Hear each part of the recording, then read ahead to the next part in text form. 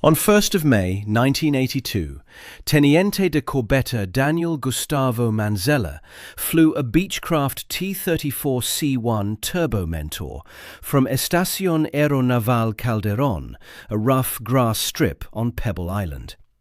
His mission was to investigate reports of British helicopters near Puerto Argentino. The aircraft carried 2 rocket pods and 2 7.62mm machine guns. Then 3 slow naval trainers met 2 Sea Harriers from 801 Naval Air Squadron. The British pilots were Lieutenant Commander Nigel Sharky Ward and Lieutenant Mike Soapy Watson. Their aircraft carried Blue Fox radar, 30mm ADEN cannon pods and AIM-9L Sidewinders, capable of attacking from the front as well as the rear. Manzella's later description was blunt.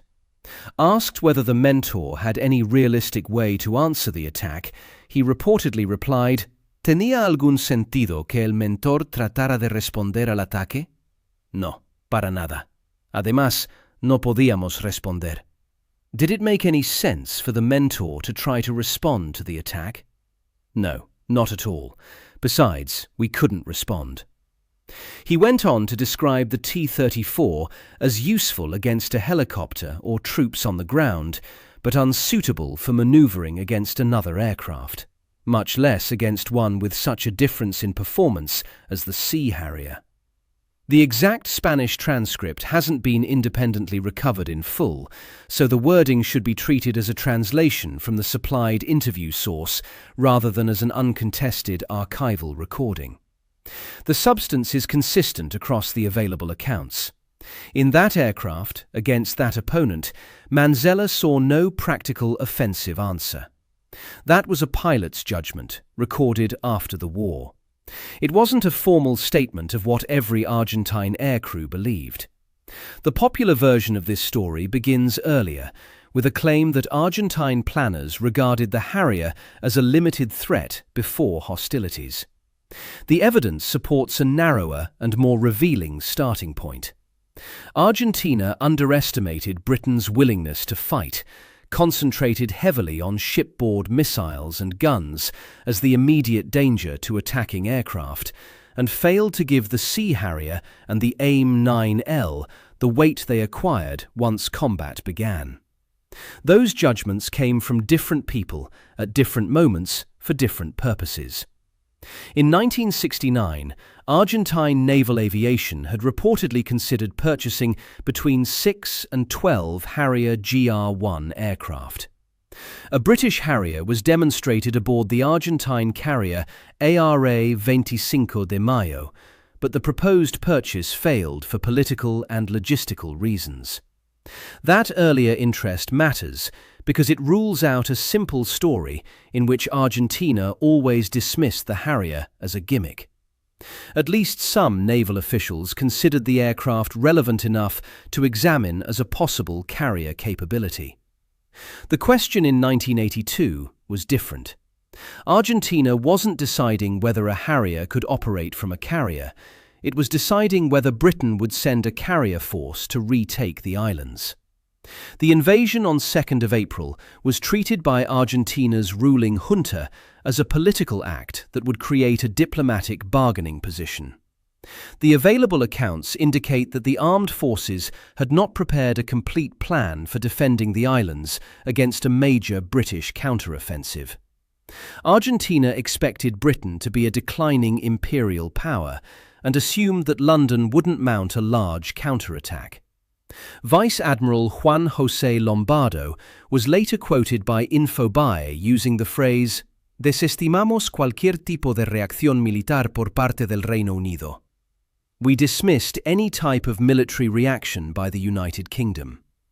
That statement was made about British reaction generally, not about Sea Harrier performance.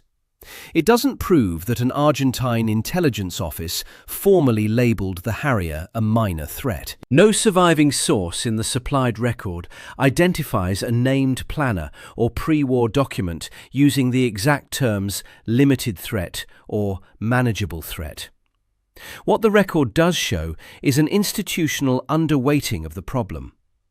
Argentine aviation forces expected the primary danger around the British task force to come from surface-to-air missiles and anti-aircraft guns aboard the ships.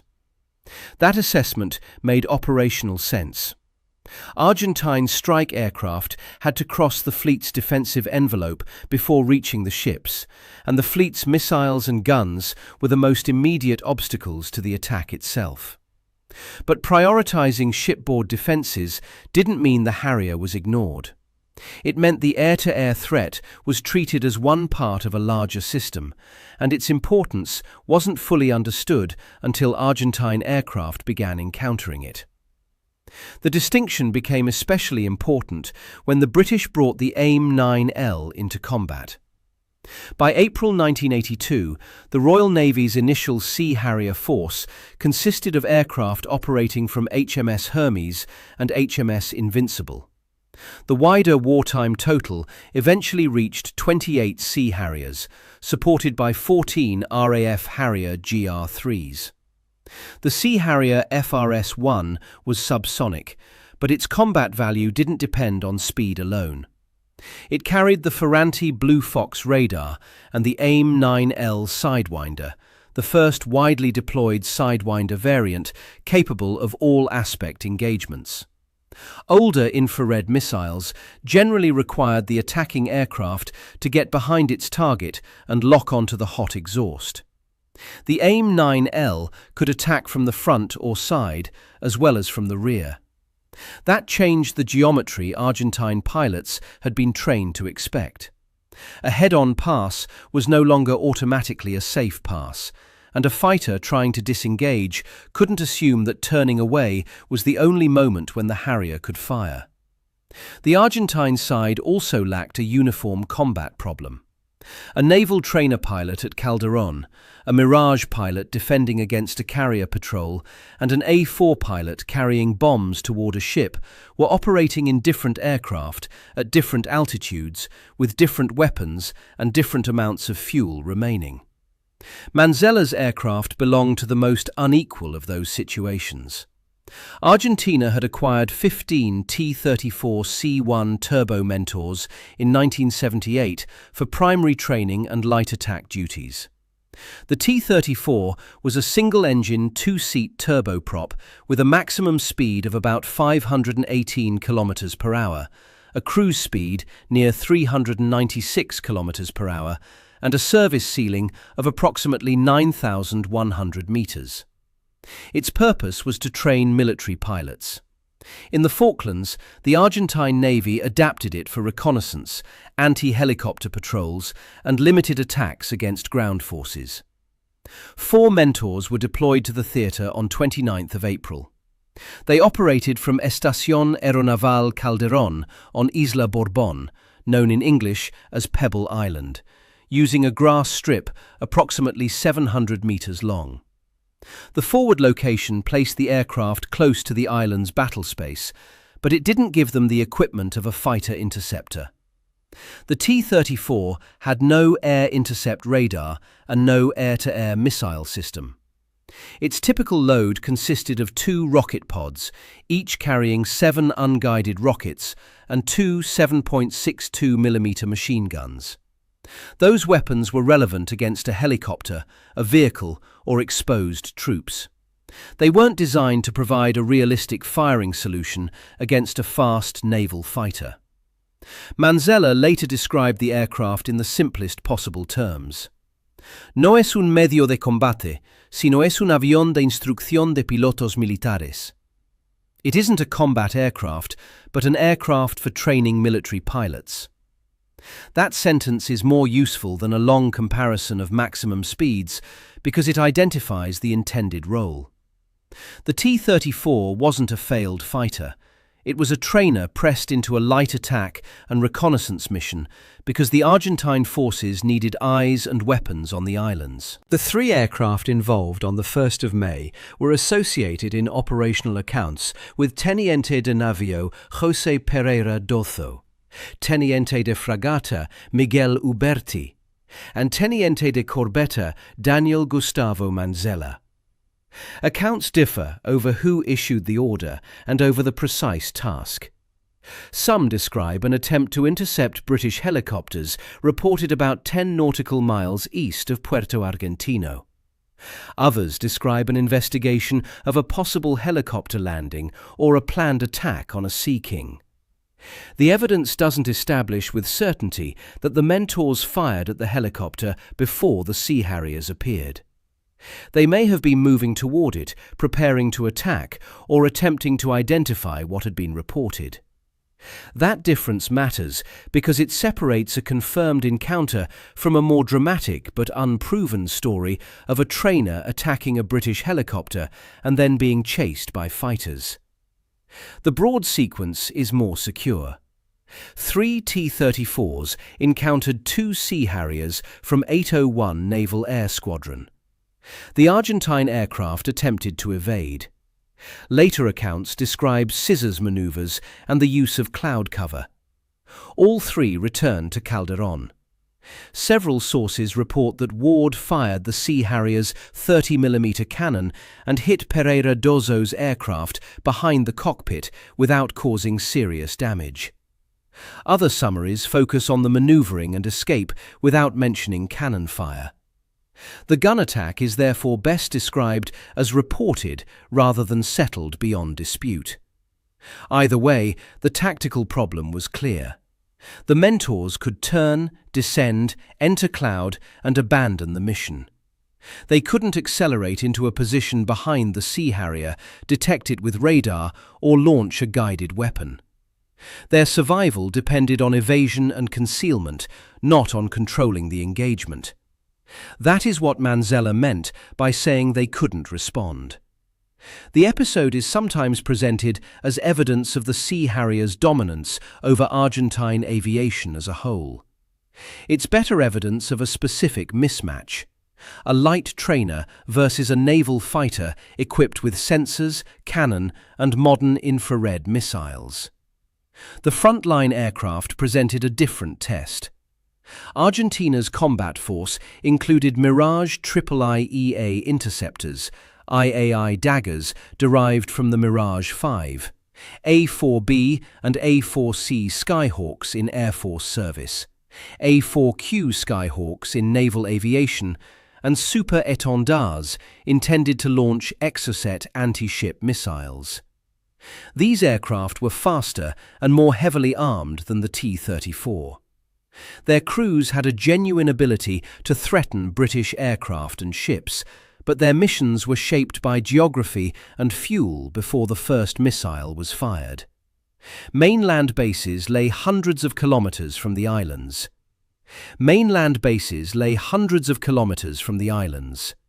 A pilot launching from the mainland had to navigate across open water, approach the islands, locate the target, remain low enough to reduce exposure to shipboard radar and missiles, attack, and still reserve fuel for the flight home. An Argentine aircraft could be faster than a Sea Harrier and still arrive with little freedom to use that speed. The difference can be seen in the reported time over the target area. Reported time over the target area varied with aircraft type, route, weather, payload, altitude, and target location. They do show the pressure under which Argentine pilots operated. Carlos Perona, a retired Argentine Air Force brigadier and former Mirage pilot, later gave a conditional assessment.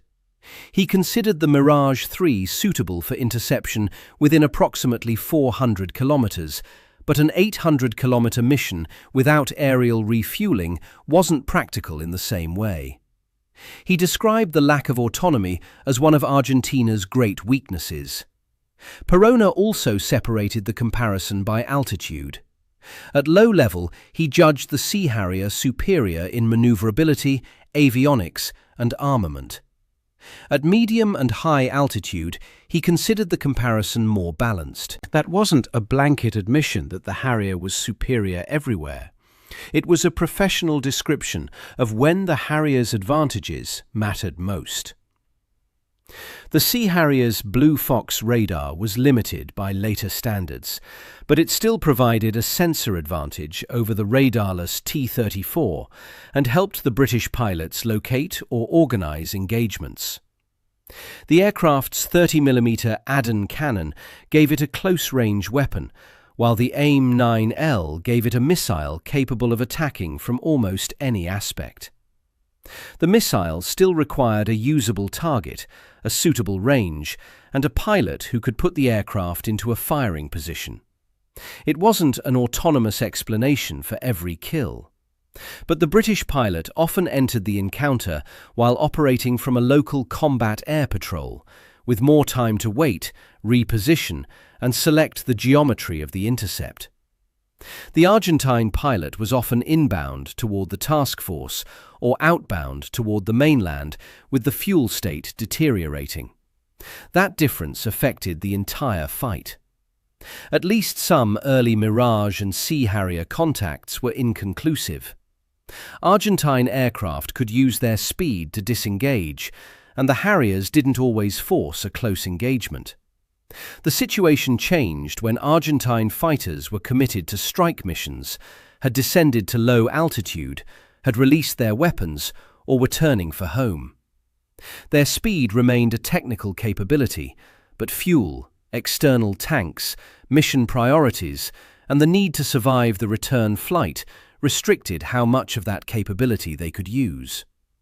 A damaged Mirage flown by Capitan Garcia Cuerva shows why the combat record needs careful handling. His aircraft was engaged and damaged during a Sea Harrier encounter. When he tried to land at Port Stanley, Argentine anti-aircraft gunners misidentified the aircraft and shot it down.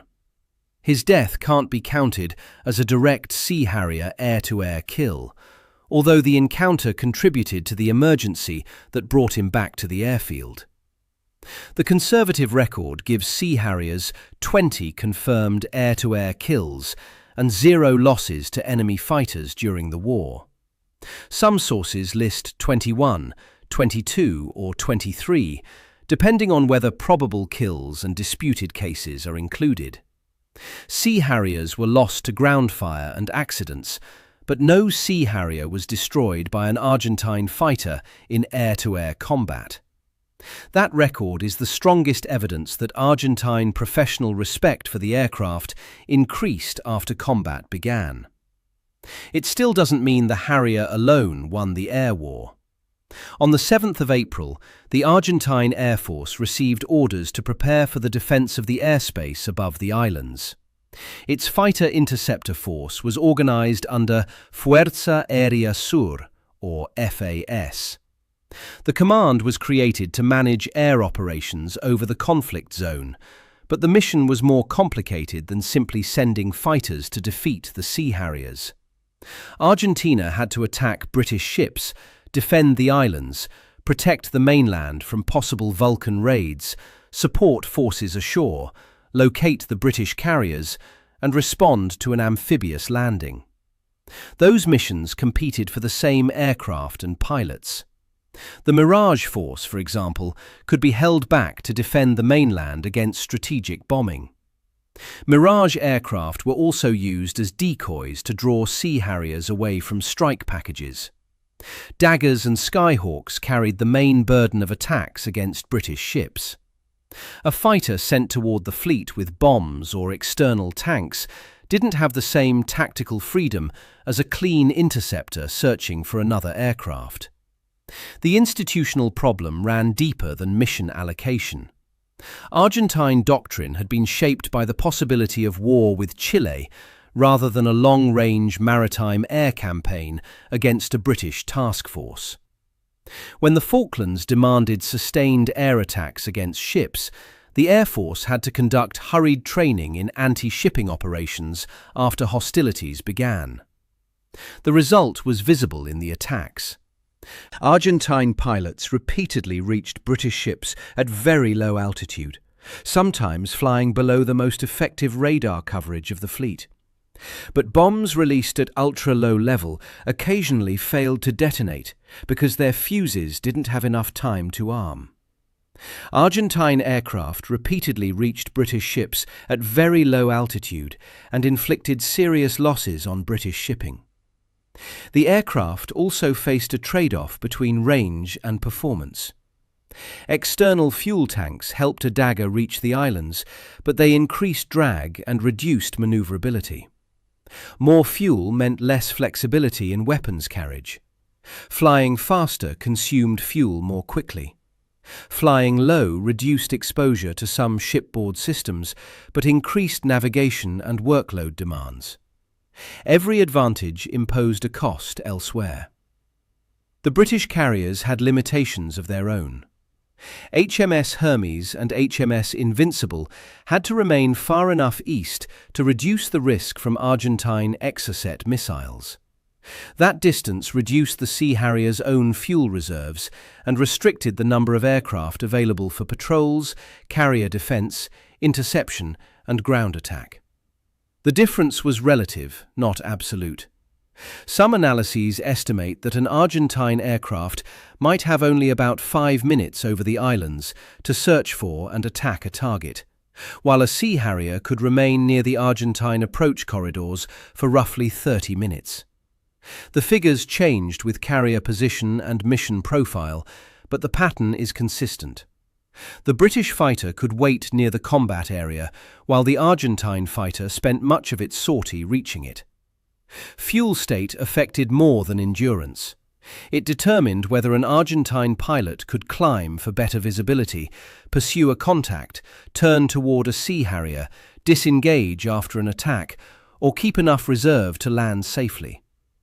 A pilot who had just completed a low-level strike against a ship wasn't in the same tactical position as a pilot launched from a carrier for a local combat air patrol.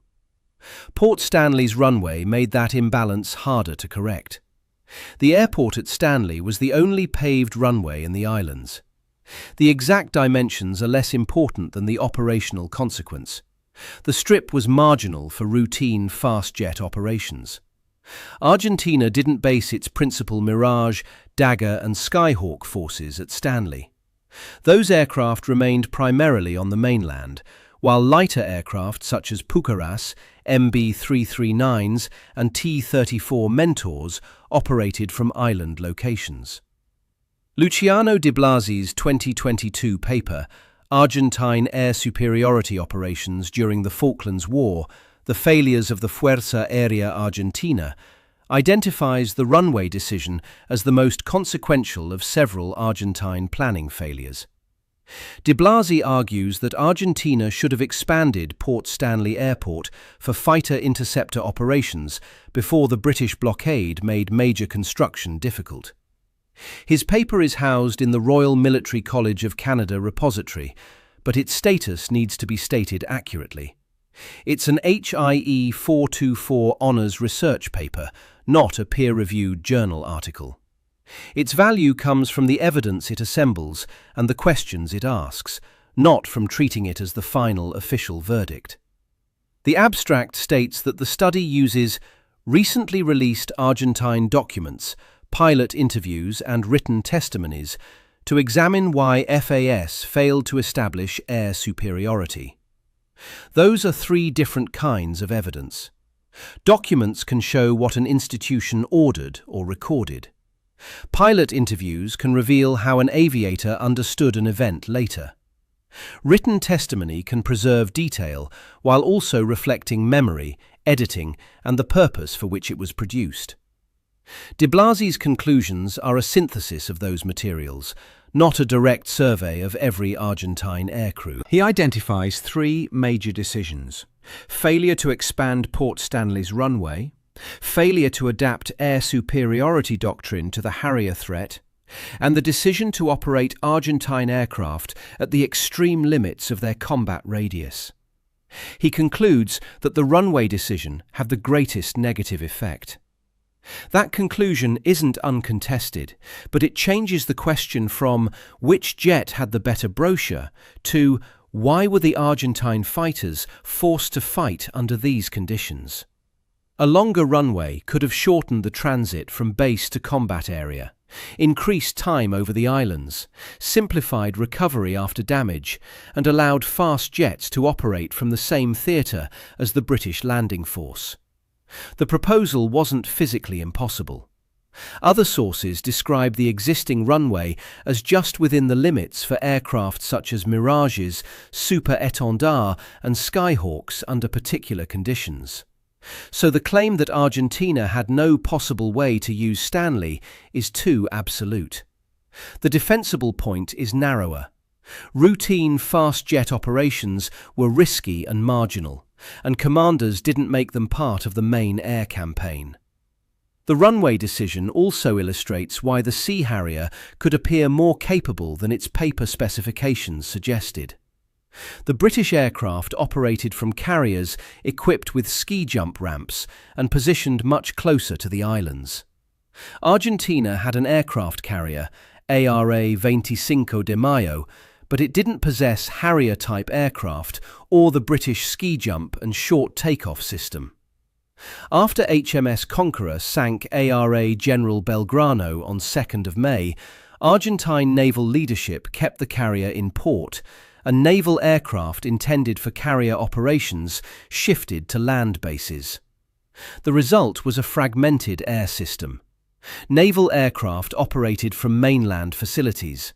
Air Force aircraft were controlled through FAS. Light aircraft used forward island strips. The T-34s at Calderón could observe and attack local targets, but they couldn't replace a fighter force based at Stanley. Command and doctrine magnified the geographic problem. Several analyses state that Argentina didn't prioritize establishing classic air superiority over the islands in the same way the British needed to protect their amphibious force. Argentine planning emphasized escort missions, anti-shipping attacks, defense against a British landing, and the use of Port Stanley controllers. The Air Force's formal training and equipment had not been built around a long-range campaign against a carrier task group. The distinction between air defense and air superiority is important. Air defense protects a location or force from attack. Air superiority seeks enough control of the air to conduct operations while denying that freedom to the enemy. Argentina could launch strikes and still fail to prevent the British landing. Britain could protect the landing force sufficiently and still fail to achieve complete control across the entire theatre. Later analysis describes Argentine tactics as increasingly passive in relation to direct fighter combat with Sea Harriers. Mirages could act as decoys, while daggers and Skyhawks concentrated on attacking ships. Avoiding prolonged engagements wasn't necessarily an admission that the Harrier was invincible.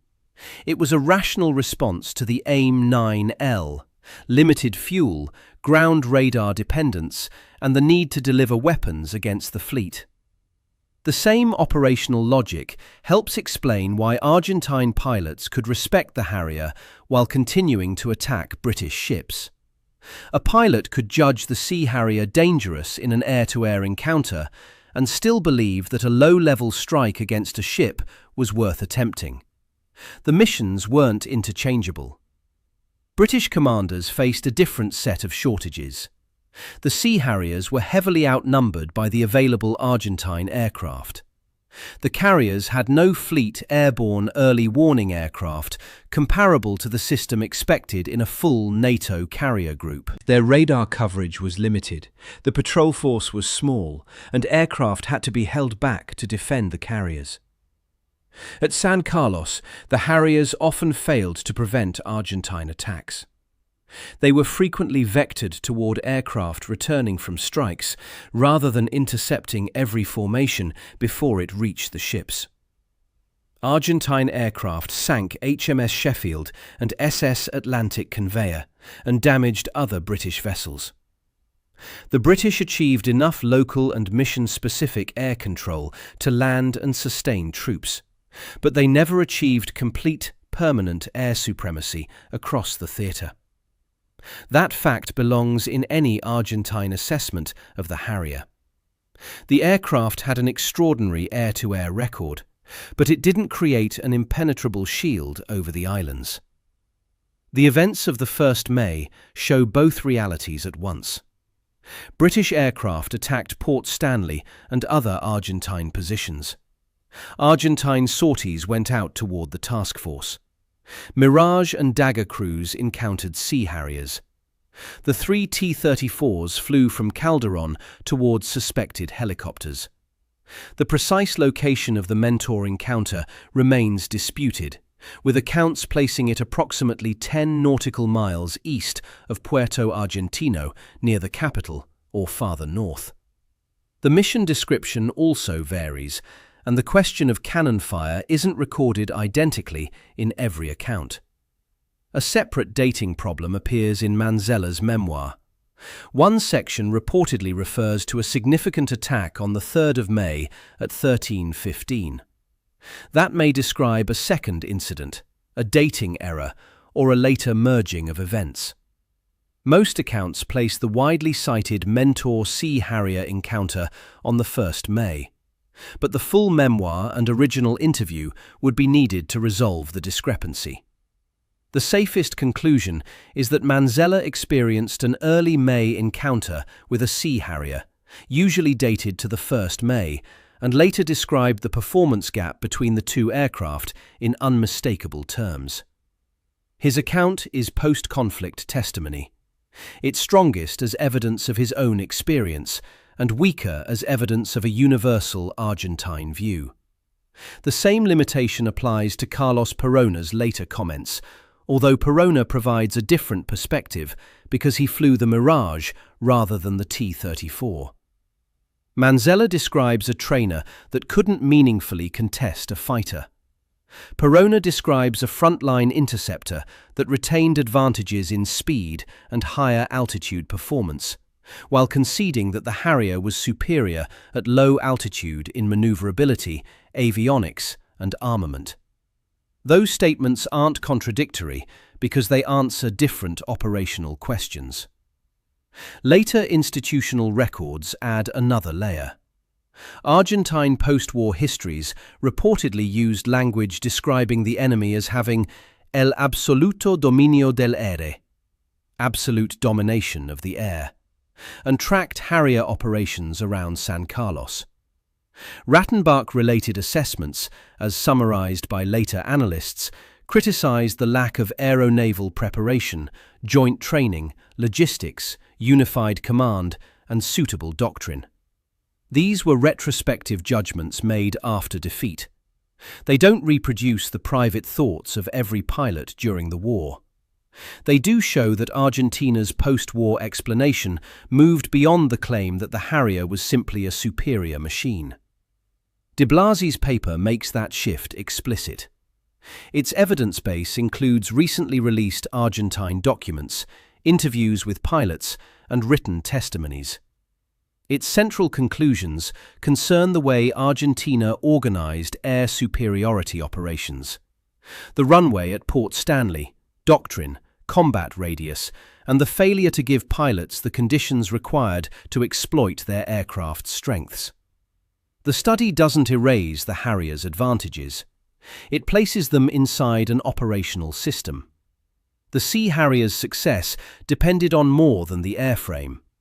Its Blue Fox radar helped create awareness and intercept opportunities. The AIM-9L allowed attacks from the front and rear. Royal Navy pilots operated from carriers closer to the islands, and controllers helped direct patrols toward Argentine approach routes. The British could often engage Argentine aircraft after they had completed an attack or while they were turning home with reduced fuel. Argentine aircraft could still be fast, heavily armed, and dangerous. But a Dagger carrying external fuel tanks toward the fleet, flying low, navigating by ground radar, searching for a target, and reserving fuel for the return trip, wasn't operating under the same conditions as a Sea Harrier waiting near the islands. That is why a paper comparison can mislead. A Mirage might be faster, A Sea Harrier might have better low-altitude maneuverability and a more capable missile. A Dagger might carry a useful bomb load. A Harrier might have less speed but a better position. The result came from the combination. Public confidence added yet another source of contradiction. Military governments speak to domestic audiences, foreign governments, their own services, and the enemy at the same time. A public statement about British weakness can be intended to support morale or diplomacy. An internal operational report can describe the Harrier as a serious threat. A pilot's later interview can concede a tactical mismatch without proving that commanders knowingly misled the public. Lombardo's statement about dismissing a British military reaction belongs to the pre-conflict strategic category. It shows the assumption that made the entire operation vulnerable, but it doesn't tell us exactly how an intelligence officer ranked the Sea Harrier. Manzella's statement belongs to post-conflict first-hand testimony. Perona's assessment is a later professional comparison from a Mirage pilot. De Blasi's conclusions belong to later academic synthesis. Each source has a different timestamp and a different evidentiary reach. That is what secretly can honestly mean here. Candid, internal, later released, or professionally reflective. It can't mean that a hidden national confession has been found. The evidence doesn't support a universal nickname, a universal fear, or a single Argentine verdict. It supports a progression. Before the war, Argentina had considered acquiring the Harrier, so the aircraft wasn't universally dismissed. By 1982, the junta had underestimated Britain's willingness to fight, and Argentine forces had prioritized shipboard defenses as the main immediate threat.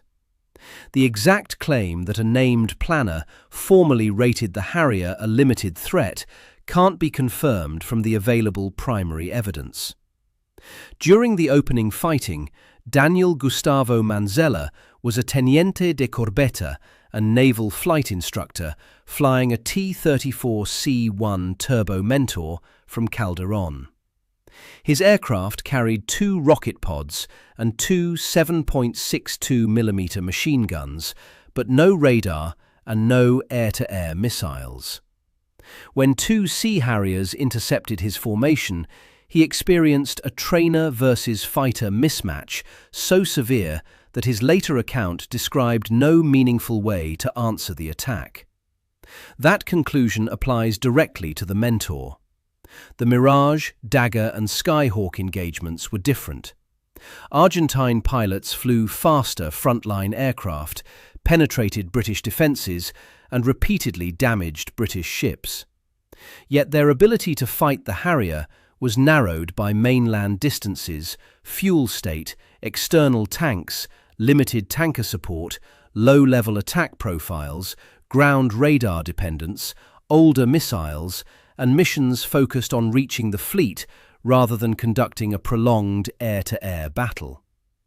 The Sea Harrier's 20 confirmed air-to-air kills with no air-to-air losses form the clearest combat record. The record was produced by the AIM-9L Blue Fox radar, pilot training, patrol positioning, engagement geometry, and the conditions imposed on Argentine aircraft. It wasn't produced by vectored thrust alone, and the campaign wasn't a series of identical dogfights. Later Argentine records and professional assessments acknowledged the aircraft's strengths, while identifying the institutional decisions that amplified them. De Blasi's 2022 study argues that runway choice, doctrine, and extreme combat radius undermined Argentina's attempt to establish air superiority, with the failure to expand Port Stanley's runway identified as the most consequential decision. So what did Argentine pilots think of the Harrier? The named evidence points to growing professional respect, but not simple admiration, and not a universal consensus. Manzella saw a Sea Harrier as an opponent his T-34 could only evade. Perona saw a more conditional contest, in which the Mirage retained advantages at medium and high altitude, but faced clear Harrier superiority at low level. Post-war institutional analysis shifted attention from the fighter alone to the interaction of aircraft, missiles, fuel, basing, doctrine, command, and mission. The Harrier wasn't irrelevant. It wasn't invincible. Its combat effectiveness emerged when its weapons and sensors met a favorable position, a nearby carrier, awaiting patrol, and an Argentine aircraft already constrained by distance and fuel. For the T-34 crews over the Falklands, that distinction was immediate. For the Mirage and Dagger pilots, it was learned through repeated encounters under less forgiving conditions. For the institutions that reviewed the war afterward, it became a problem of preparation as much as performance. The available record can't prove that every Argentine pilot shared the same opinion. It can support something more precise.